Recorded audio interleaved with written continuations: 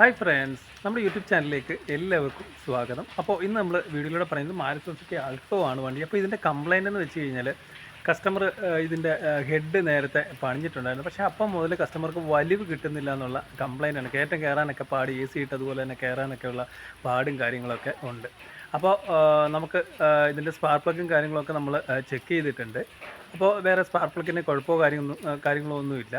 അപ്പോൾ നമുക്കിതിൻ്റെ ടൈമിങ് നമുക്കൊന്ന് അഡ്വാൻസ് റിട്ടേൺ വെച്ചിട്ട് വണ്ടി കയറുന്നുണ്ടോ നോക്കാം. ആദ്യം നമുക്കിത് കയറാത്തതിൻ്റെ ഒരു പാട് നമുക്ക് കാണിക്കാം. അപ്പോൾ വണ്ടി നമ്മൾ ഇതൊരു ചെറിയൊരു കയറ്റമാണ്. ഈ ഒരു കയറ്റം കറക്റ്റായിട്ട് വണ്ടി കയറുന്നില്ല.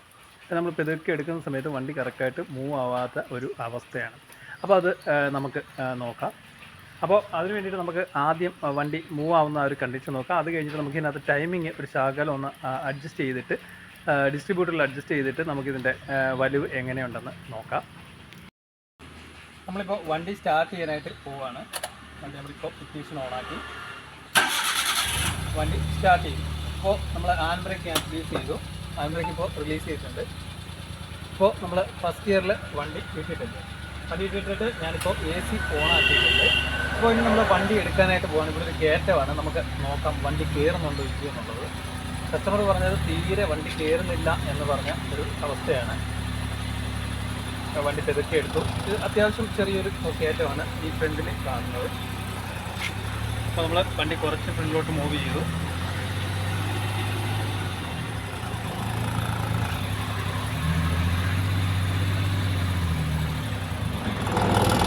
അപ്പോൾ ഞാൻ ഫുൾ ത്രോട്ടിൽ വണ്ടിയുടെ കൊടുത്തേക്കാണ്.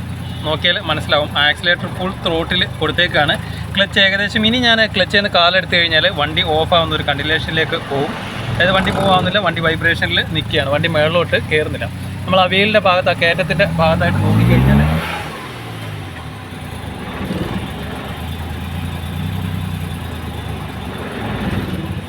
വണ്ടി അങ്ങനെ നിൽക്കുകയാണ്. നിങ്ങളിപ്പോൾ നോക്കിക്കഴിഞ്ഞാൽ മനസ്സിലാവും. ഈ ക്ലച്ച് നമ്മൾ ഇപ്പോൾ ആക്സിലേറ്റർ ഫുൾ ത്രോട്ടിൽ കൊടുത്തിട്ടുണ്ട്. ആക്സിലേറ്റർ നമ്മളിപ്പോൾ ഫുൾ ത്രോട്ടിൽ കൊടുത്തിട്ടുണ്ട്. ക്ലച്ച് പൂർണ്ണമായിട്ടും എൻഗേജ് ചെയ്തിട്ടുണ്ട്. ശകലം കൂടെ എടുത്തു കഴിഞ്ഞാൽ വണ്ടി ഓഫ് ആകുന്ന ഒരു കണ്ടീഷനിലേക്ക് വന്നിട്ടുണ്ട്. വണ്ടി കയറുന്നില്ല. ഓക്കെ, ഫുൾ ത്രോട്ടിലാണ് ആക്സിലേറ്റർ കൊടുത്തിരിക്കുന്നത്. ഇപ്പോൾ വണ്ടി ഓഫ് ആയിട്ടുണ്ട്. അപ്പോൾ വണ്ടി കറക്റ്റായിട്ട് കയറ്റത്ത് കയറുന്നില്ല. അപ്പോൾ ഇതിൻ്റെ ടൈമിങ് നമുക്ക് ഒന്ന് അഡ്ജസ്റ്റ് ചെയ്യാനായിട്ടുണ്ട്. അപ്പോൾ ടൈമിങ് നമുക്ക് എങ്ങനെയാണ് അഡ്ജസ്റ്റ് ചെയ്യാൻ നോക്കാം. അതിന് വേണ്ടി നമുക്ക് എയർ ഫിൽറ്റർ ഇങ്ങോട്ട് അയച്ചിട്ട് ഡിസ്ട്രിബ്യൂട്ടറിൻ്റെ ഭാഗത്തായിട്ട് നമുക്ക് ടൈമിങ് അഡ്ജസ്റ്റ് ചെയ്യേണ്ടതായിട്ടുണ്ട്. അപ്പോൾ എങ്ങനെയാണെന്ന് നോക്കാം. നമ്മളിപ്പോൾ ഇവിടെ വരുന്ന എയർ ഫിൽറ്ററിൻ്റെ 10ൻ്റെ ബോൾട്ട് അയച്ചെടുത്തിട്ടുണ്ട്. അതുപോലെ തന്നെ ഇവിടെ വരുന്ന സ്ക്രൂ നമുക്ക് അയച്ചെടുക്കണം. കാരണം സ്റ്റാർട്ട് ചെയ്തിട്ട് നോക്കാനാണ്. ഇവിടുന്ന് അയച്ചു വിട്ട് കഴിഞ്ഞാൽ, നമ്മൾ ഈ സോക്കറ്റ് അയച്ചു വിട്ട് കഴിഞ്ഞാൽ ഇതിൻ്റെ MA lamp engine warning light കത്തും. അതുകൊണ്ട് നമുക്ക് ഈ ഭാഗത്തു നിന്നാണ് അയച്ചു വിടേണ്ടത്. ഈ ഭാഗത്തു നിന്ന് അയച്ചു വിട്ടു. അതുപോലെ തന്നെ ഈ ഭാഗത്തു നിന്ന് നമ്മൾ സ്ക്രൂ അയച്ച് മാറ്റുന്നുണ്ട്.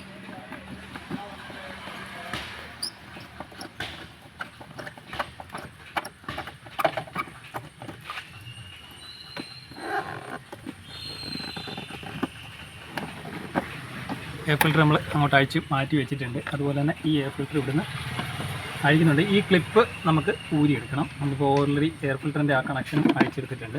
എയർ ഫിൽറ്റർ നമ്മൾ അങ്ങോട്ട് മാറ്റി വെക്കാനായിട്ട് പോവുകയാണ്. നമ്മളിപ്പോൾ ടൈമിങ് അഡ്ജസ്റ്റ് ചെയ്യുന്നത് ഈ ഡിസ്ട്രിബ്യൂട്ടറിലാണ് അഡ്ജസ്റ്റ് ചെയ്യുന്നത്. ഈ ഒരു ഫ്ലവറിൻ്റെ ബോൾട്ട് അയച്ചു കഴിഞ്ഞാൽ നമുക്ക് അങ്ങോട്ടും ഇങ്ങോട്ടും നമുക്ക് അഡ്ജസ്റ്റ് ചെയ്യാനായിട്ട്, ടിൽറ്റ് ചെയ്യാനായിട്ട് സാധിക്കും ഈ ഡിസ്ട്രിബ്യൂട്ടർ. അങ്ങനെ നമുക്ക് ടൈമിങ്ങിൽ അഡ്ജസ്റ്റ്മെൻറ്റ് വരുത്താനായിട്ട് സാധിക്കും. അപ്പോൾ അതിന് വേണ്ടി നമ്മൾ ഈ ഡിസ്ട്രിബ്യൂട്ടറിൻ്റെ കവർ ഇങ്ങോട്ടാക്കാം. ഞാൻ ഈ ബ്ലേഡ് കൊണ്ട് എടുത്തേക്കുന്നത് ഈ ഡിസ്ട്രിബ്യൂട്ടറിൻ്റെ പഴയ മാർക്ക് ഒന്ന് മാർക്ക് ചെയ്യാൻ വേണ്ടിയിട്ടാണ്. അപ്പോൾ ഞാനതൊന്ന് മാർക്ക് ചെയ്യുകയാണ് ഈ ഭാഗത്തായിട്ട്.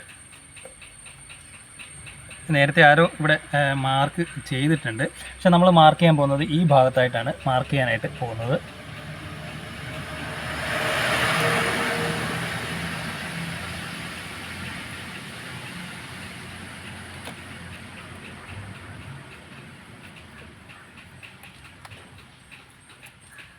ഇവിടെ ഇതിങ്ങോട്ട് മാറ്റി വെച്ചിട്ടുണ്ട് മാർക്ക് ചെയ്യാനായിട്ട്.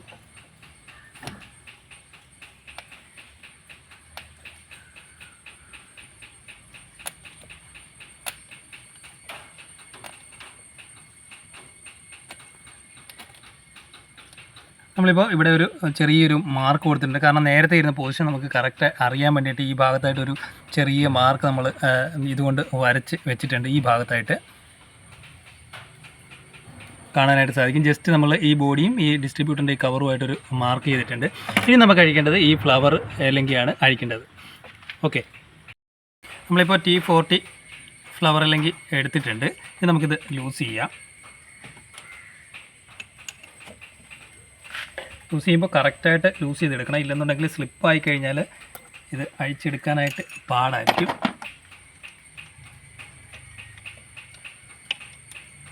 നമ്മളിപ്പോൾ കുറച്ച് ലൂസ് ചെയ്തിട്ടുണ്ട്, ഇത് അഡ്ജസ്റ്റ് ചെയ്യാനായിട്ട്. ഇനി നമുക്ക് വണ്ടി സ്റ്റാർട്ട് ചെയ്തിട്ട് വണ്ടിയുടെ RPM എങ്ങനെയുണ്ടെന്ന് നോക്കിയിട്ട് വേണം ഇത് അങ്ങോട്ടും ഇങ്ങോട്ടും ഒന്ന് അഡ്ജസ്റ്റ് ചെയ്യാൻ. ഓൾറെഡി ഇതിന് RPM ഒരു ശകലം ലോ ആയിട്ടാണ് കിടക്കുന്നത്. അപ്പോൾ ഇനി നമുക്ക് വണ്ടി സ്റ്റാർട്ട് ചെയ്യാം.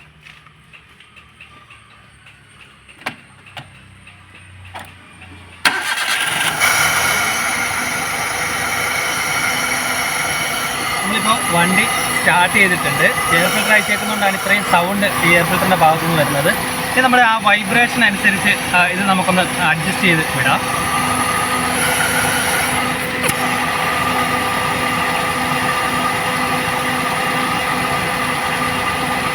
നമ്മൾ നേരത്തെ കിടന്ന പൊസിഷനിലോട്ട് വരുമ്പോൾ എൻജിൻ നല്ല രീതിയിൽ വൈബ്രേറ്റ് ചെയ്യുന്നുണ്ട്. അപ്പോൾ നമുക്കിതിൻ്റെ വൈബ്രേഷൻ ഒന്ന് അഡ്ജസ്റ്റ് ചെയ്യാം. ഇപ്പോൾ നമ്മൾ നോക്കുന്നത് ഇത് നേരത്തെ കിടന്ന പൊസിഷനാണ്. നമ്മൾ ശകലം ഇങ്ങോട്ട് മാറ്റി വെക്കുകയാണ്. ഓക്കെ, ഇപ്പോൾ നമുക്ക് നോക്കിക്കഴിഞ്ഞാൽ എഞ്ചിന് യാതൊരുവിധ വൈബ്രേഷനോ കാര്യങ്ങളോ ഒന്നും നമുക്ക് കൂടുതലായിട്ട് ഫീൽ ചെയ്യുന്ന ഒരു ശകലം കൂടെ നമുക്ക് തിരിച്ചു വെക്കാം. അപ്പോൾ നമ്മൾ ശകലം കൂടെ തിരിച്ചു വെക്കുന്ന സമയത്ത് എഞ്ചിൻ നല്ല രീതിയിൽ സ്മൂത്തായിട്ട് തന്നെയാണ് നിൽക്കുന്നത്. ഈ രീതിയിൽ നമുക്ക് ഈ ഒരു ഫ്ലവർ അല്ലെങ്കിൽ അഡ്ജസ്റ്റ് ചെയ്യുക. ജസ്റ്റ് ഒന്ന് പൊള്ളിച്ച് വെച്ചിട്ട് വണ്ടി ഓഫ് ചെയ്ത് വിടുക. എന്നിട്ട് ബാക്കിയുള്ള കാര്യങ്ങളൊക്കെ ഫിറ്റ് ചെയ്തിട്ട് വണ്ടി മൂവ് ആവുന്നുണ്ടോ നമുക്ക് നോക്കാം. ഓക്കെ, നമ്മളിപ്പോൾ ഇതിൻ്റെ കോഡ് വയറിൻ്റെ ആ ഒരു കണക്ടറും കാര്യങ്ങളൊക്കെ കൊടുത്തിട്ടുണ്ട്. ഈ ഫ്ലവർ നമ്മൾ ഫുൾ ടൈറ്റ് ചെയ്തിട്ടുണ്ട്. ഇനി നമുക്ക് ഇതിൻ്റെ എയർ ഫിൽറ്റർ ഫിറ്റ് ചെയ്യാം. എയർ ഫിൽറ്റർ ഫിറ്റ് ചെയ്യാൻ ആദ്യമായിട്ട് ജസ്റ്റ് ഇതൊന്ന് കയറ്റിയിടാം. ഇത് ഓൾറെഡി ലൂസാണ്, അപ്പോൾ പ്ലെയറിൻ്റെ ആവശ്യമോ കാര്യങ്ങളൊന്നുമില്ല.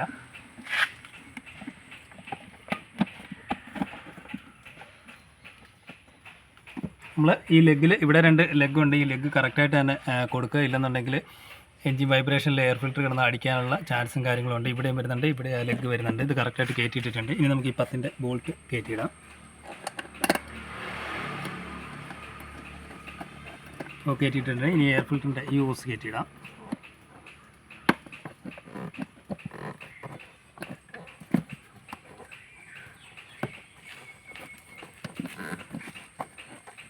ഈ ഓസും കയറ്റിയിട്ടുണ്ട്. ഈ ഓസും കയറ്റിയിട്ടുണ്ട്. ഈ ഓസ് നമുക്ക് ടൈറ്റ് ചെയ്യാം.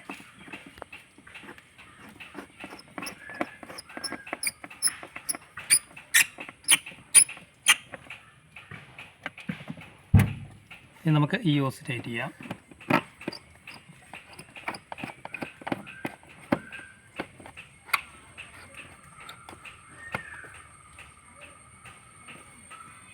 ഓക്കെ, ഇനി നമുക്ക് ടൈറ്റ് ചെയ്യേണ്ടത് ഈ 10ൻ്റെ ബോൾട്ടാണ്.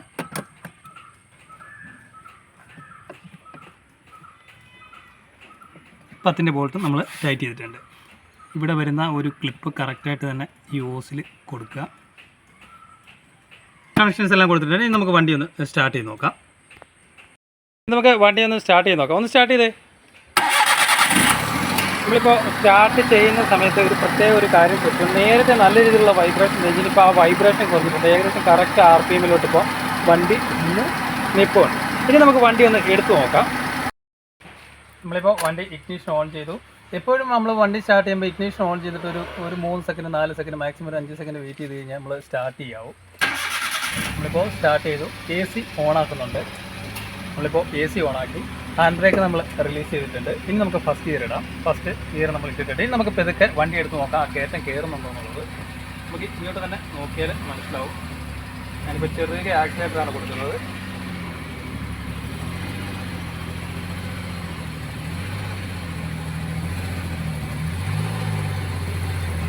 വണ്ടി സിമ്പിളായിട്ട് ഈ ഒരു കയറ്റം കയറുന്നത്. നേരത്തെ നമ്മൾ കണ്ട ആ ഒരു കയറ്റത്തിൽ വന്ന് നിൽക്കുന്ന ഒരു അവസ്ഥ നമുക്ക് ഒന്നുകൂടെ റിവേഴ്സ് എടുത്ത് നോക്കാം.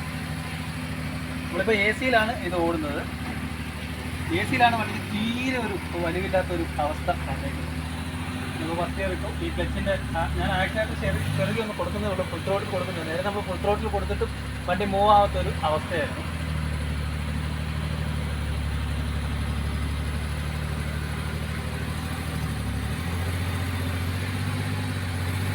വെറും പെതുക്കെയാണ് വണ്ടി മൂവ് ചെയ്യുന്നത്.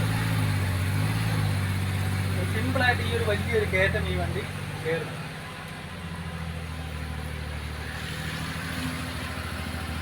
ഓക്കെ, അപ്പോൾ നമ്മളിപ്പോൾ കണ്ടതാണ് വണ്ടി AC ഇട്ടിട്ട് നമ്മൾ ഈ ഒരു കയറ്റം, ഈ ഒരു കയറ്റത്തിൻ്റെ ബാക്കിലായിട്ട് നമ്മൾ ഈ വണ്ടി നിർത്തിയത്. ഈ ഒരു കയറ്റം വണ്ടി തീരെ കയറുന്നില്ല എന്നുള്ളത്. ഫുൾ ത്രോട്ടിൽ കൊടുത്തിട്ട് നമ്മൾ ആക്സിലേറ്റർ ഫുൾ ത്രോട്ടിൽ കൊടുത്ത് ക്ലച്ച് ഫുള്ള് റിലീസ് ചെയ്താലും വണ്ടി കയറാത്ത ഒരു അവസ്ഥയായിരുന്നു ഇതിന് ഉണ്ടായിരുന്നത്. അപ്പോൾ നമ്മൾ നോക്കി കഴിഞ്ഞപ്പോൾ വണ്ടി നമ്മൾ ഫുൾ ത്രോട്ടിൽ വെച്ചാലും വണ്ടി കയറുന്നില്ല. ഇനി നമ്മൾ ക്ലച്ച് ചെയ്യുന്ന ഒരു ശകലം കൂടെ കാലെടുത്ത് കഴിഞ്ഞാൽ വണ്ടി ഓഫ് ആവുന്ന ഒരു കണ്ടീഷനിലേക്ക് വരുന്നുണ്ടായിരുന്നു. നമ്മൾ ആദ്യം ചെക്ക് ചെയ്തു. അപ്പോൾ നമ്മൾ എയർ ഫിൽറ്റർ അടിച്ചു, ഇതിൻ്റെ ടൈമിങ്. അപ്പോൾ ഈ ഹെഡ് അടിക്കുന്ന വണ്ടികളിൽ കറക്റ്റായിട്ട് തന്നെ നമ്മൾ ടൈമിംഗ് സൈഡിൽ ടൈമിങ് കറക്റ്റാക്കി വെച്ചിട്ട് ഇത് സെൻറ്ററിൽ നിർത്തണം. എന്നാൽ മാത്രമേ നമുക്കത് കറക്റ്റായിട്ട് പിന്നെ ടൈമിങ് കറക്റ്റായിട്ട് വരുള്ളൂ. ഇല്ലെന്നുണ്ടെങ്കിൽ ഈവൻ അത് ചിലപ്പോൾ ഹെഡ് ഫേസ് ചെയ്യുന്ന വണ്ടികളാണെന്നുണ്ടെങ്കിൽ ചിലപ്പോൾ ഒരു അഡ്വാൻസോ റിട്ടേണോ നമുക്ക് വെക്കേണ്ടതായിട്ട് വരും. കാരണം ഹെഡിൻ്റെ സ്പേസ് കുറയുമ്പോൾ ടൈമിംഗ് ബെൽറ്റിന് അത്രയും കൂടെ ഒരു ചെറിയ വ്യത്യാസം വരും. ഹൈറ്റ് കുറയുന്ന സമയത്ത് നമ്മൾ ടൈം ബെൽറ്റ് ഇടുന്ന സമയത്ത് ഹൈറ്റ് കുറയുമ്പോൾ 2-3 വട്ടം ഫേസ് ചെയ്ത ഹെഡാണെന്നുണ്ടെങ്കിൽ ചെറിയൊരു വ്യത്യാസം വരും. അതിനനുസരിച്ച് നമുക്ക് ഡിസ്ട്രിബ്യൂട്ടറിൽ അഡ്ജസ്റ്റ് ചെയ്യാനായിട്ട് സാധിക്കും. ഇത് ക്രാങ്ക് സെൻസർ ഇല്ലാത്ത വണ്ടി ആയതുകൊണ്ട്, ക്രാങ്ക് സെൻസർ ഉള്ള വണ്ടിയാണെങ്കിൽ അതൊരു വിഷയ കാര്യങ്ങളോ ഒന്നും ഇല്ല. അപ്പോൾ ഹെഡ് അഴിച്ച വണ്ടി ആയതുകൊണ്ട് ഈ ടൈമിങ് കറക്റ്റായിട്ട് തന്നെ നോക്കുക. അപ്പോൾ ഈ വണ്ടി വലിവ് ഇപ്പോൾ എല്ലാം നോക്കിയിട്ടും വണ്ടിക്ക് വലിവ് കിട്ടാത്തൊരു അവസ്ഥ വരുവാണെന്നുണ്ടെങ്കിൽ കറക്റ്റായിട്ട് ഇതിൻ്റെ ടൈമിങ് നോക്കുക. അതായത് വണ്ടി സ്റ്റാർട്ട് ചെയ്തിട്ട് എഞ്ചിൻ്റെ വൈബ്രേഷൻ ഒന്ന് നമ്മൾ മനസ്സിലാക്കിയിട്ട് അതിനനുസരിച്ച് ഈ ഫ്ലവർ അല്ലെങ്കിൽ അഴിച്ചിട്ട് ഡിസ്ട്രിബ്യൂട്ടർ ശകലം അഡ്വാൻസ് വെച്ച് നോക്കുക, റിട്ടേൺ വെച്ച് നോക്കുക. അപ്പോൾ റിട്ടേൺ വെക്കുമ്പോൾ വൈബ്രേഷൻ കൂടുതലാണെങ്കിൽ നേരെ ഓപ്പോസിറ്റ് പെതുക്കെ തിരിച്ച് ഡിസ്ട്രിബ്യൂട്ടർ കൊണ്ടുവന്നിട്ട് ആ ഒരു ഓവർ റേസ് അല്ലാത്ത ഒരു രീതിയിൽ എഞ്ചിൻ്റെ ആ വൈബ്രേഷൻ നിർത്തിയിട്ട് അത് ഫ്ലവർ അല്ലെങ്കിൽ നമ്മൾ ഫുൾ ടൈറ്റ് ചെയ്തിട്ട് വണ്ടി ഒന്ന് എടുത്ത് നോക്കിയാൽ നല്ല വലിവായിരിക്കും വണ്ടിക്ക് വരുന്നത്. അപ്പോൾ കൂടുതലായിട്ട് ഇങ്ങനെ ഹെഡ് അടിക്കുന്ന വണ്ടികൾക്ക്, ടൈം ബെൽറ്റ് മാറുന്ന വണ്ടികൾക്കൊക്കെ ഈ ഒരു ടൈമിങ് വ്യത്യാസം വന്നിട്ട്, ഡിസ്ട്രിബ്യൂട്ടറിൽ വ്യത്യാസം വന്നിട്ട്, ഫയറിങ്ങിലാണ് ഡിസ്ട്രിബ്യൂട്ടറിൽ നമ്മൾ വ്യത്യാസം വരുമ്പോൾ ഫയറിങ്ങിൽ വ്യത്യാസം വരുമ്പോൾ കറക്റ്റായിട്ടുള്ള ഫയറിങ് നടക്കാതെ വരുമ്പോൾ അവിടെ നമുക്ക് വലിവ് നല്ല രീതിയിൽ കുറയും. അതുപോലെ തന്നെ ഈ ഡിസ്ട്രിബ്യൂട്ടറുള്ള വണ്ടികൾക്കെല്ലാം ഈ ഒരു കാര്യം നമ്മൾ പ്രത്യേകം ശ്രദ്ധിക്കുക. ഓമിനി MPV വണ്ടി ആയാലും 800 MPV വണ്ടി ആയാലും അതുപോലെ തന്നെ ആൾട്ടോ MPV വണ്ടികൾക്കൊക്കെ ഡിസ്ട്രിബ്യൂട്ടർ വരുന്ന ടൈപ്പ് ആണെന്നുണ്ടെങ്കിൽ ഈ ഒരു കാര്യം പ്രത്യേകം. അപ്പോൾ മാരുതി സുസുക്കി ആൾട്ടോയുടെ വലിവ് കുറവുള്ള കംപ്ലൈൻറ്റിനെ കുറിച്ചാണ് നമ്മൾ ഈ വീട്ടിൽ മനസ്സിലാക്കിയത്. Okay, thank you for watching.